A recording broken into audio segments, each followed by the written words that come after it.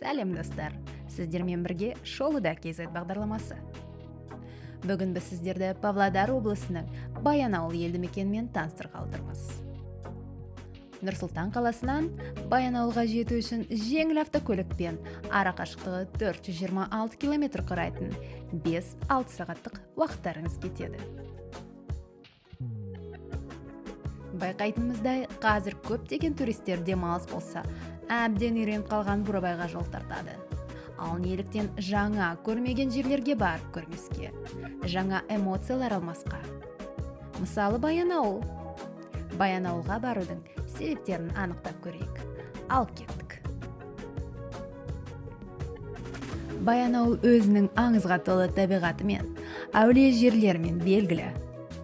Туристер мұнда керемет табиғат көріністеріне ие жерлерін тамашалауға, керемет сезімдерге бөленуге келеді. Сондай керемет көріністеріне Баянауылдың көлдерін жатқызуға болады. Олар Жасыбай, Сабындыкөл және Торайғыр көлдері. Туристерді ең көп кездестіретін жер ол әрине Жасыбай көлі. Аталмыш көл өзінің суының мөлдірлігімен, әдемілігімен адамның жанын баурайды. Ал мұндағы демалыс үйлерінің бағасы әркелкі. Ескі үйлерде бір адам үшін жатын орын бағасы 5000 теңге болса, жаңадан салынған қонақ үйдегі баға 20000 теңгеден басталады.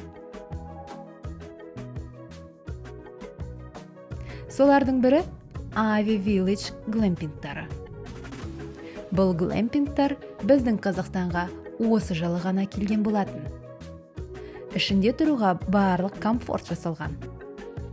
2 адамдық кереует, душ, мини-бар, кондиционер және қосымша кереует те бар. Бағасы тәулігіне 85 мыңнан басталады. Баянауылдың қасиетті жерлерінің бірі Қоңыр әулие үңгіртасы. Үңгіртас Ақ-Қарағай тауында орналасқан. Аңыз бойынша, бүкіл әлемдік су тасқыны кезінде елге пайдасы тиетін Қоңыр, Қыран, Құлан деген 3 ағайынды Нұх пайғамбардың кемесіне мінсек ауыр болып кетер, қырсығымыз тиер деп 2 тақтайды құрып мініп, суда қалқып жүреді екен. Алла тағала оларды аяушылығына алып, су қайтқанда оларды осы Баянауыл тауына шығарыпты. Аталмыш үңгірге адамдар зиярат етуге, бала көтере алмаған әйелдер бала көтеріп, ауырғандар жазылып, су ішкендердің жолдары ашылған. Үңгірдің ішіндегі тас қазанды арнайы қолдан ойып жасағандай. Бірақ ол қазан топан су тартылғанда ғайыптан өзі пайда болған деседі. Үңгір 3 бөлмелі. 1 бөлмесінде отырып, деміңізді алып, 2 бөлмеде Құран бағыштап, 3 бөлмеде қазаннан су іше аласыз. Бір ғажабы, қазанға су адамның ниетіне байланысты ағады. Табиғаттың тағы бір кереметі ол кемпір тас жартасы. Бір жағынан кемпірді, бір жағынан жас қыздың бейнесін көре аласыздар. Жартас 100 жылдар бұрын желдің, күн мен судың күшімен жаратылған. Сонда да бұл жартастың өзіндік аңызы бар.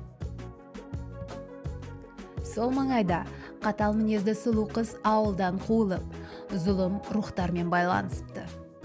Сөйтіп, ауылдың жылқыларын түнде ұрлайды екен. Ал күндіз ол әлсіз болыпты. Оны тоқтату үшін көптеген мықтылар өз күштерін сынайды. Дегенмен бір батыр ғана оны жеңіп, шайқас кезінде әлгі қыз жер астына түсіп үлгермей, басы бетінде қалып, күн көзінің әсерінен тасқа айналыпты дейді.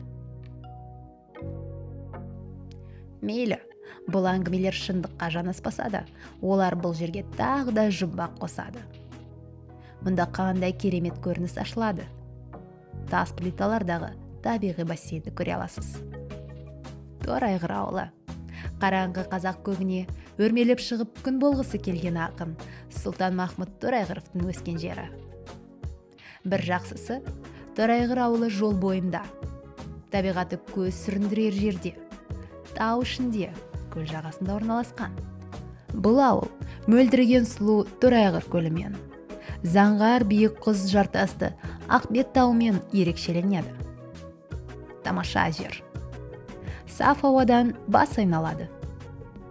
Бірақ демалуға, су түсуге әлі де жағдай жасалмағаны көрініп тұр. Көл ішіне белгілер қойылуы керек ақ. Біз жабайы туризмді қаламаймыз, адам сияқты демалғымыз келеді, дейді бізбен сөйлескен туристер реніш білдіріп. Бұл ауылда демалыс үйлері де дамымаған. Интернет, телефон желісі де нашар ұстайды. Ауыл тұрғындары мен әкімшілік әулие бұлақ айналасын тазалап, жөндеу жұмыстарын өткізген. Бұлақтың суын ішіп, қарағаштың түбінде отыратын орындықтар қойылған. Бұлақтың қасында ұйыса өскен ағаштар тобы қызыл кітапқа енген. Баянауылдықтар бұл ағашты қанды қарағаш және бұл ағаш түрі тек Канадада және біздің Баянауылда өседі дейді. Торайғырдың малдарының етін жеп, бал қымызын ішіп, бал қаймағынан ауыз тиіп көріңіздер. Мінеки, Баянауылға барудың негізгі себептерін айтып көрсетуге барынша тырыстық. Бізбен бірге сіздер де жаңа эмоциялар алдыңыздар деп ойлаймыз. Бір жерлерді қайта-қайта көре бергенше, жаңа жерлерді де көріп, өзіңізді жаңа эмоциялармен қанаттандырып, жаңа шыңдарға жетелеңіздер. Сіздермен бірге болған Шолуда KZ каналы. Каналға тіркеліп, лайк басуды ұмытпаңыздар.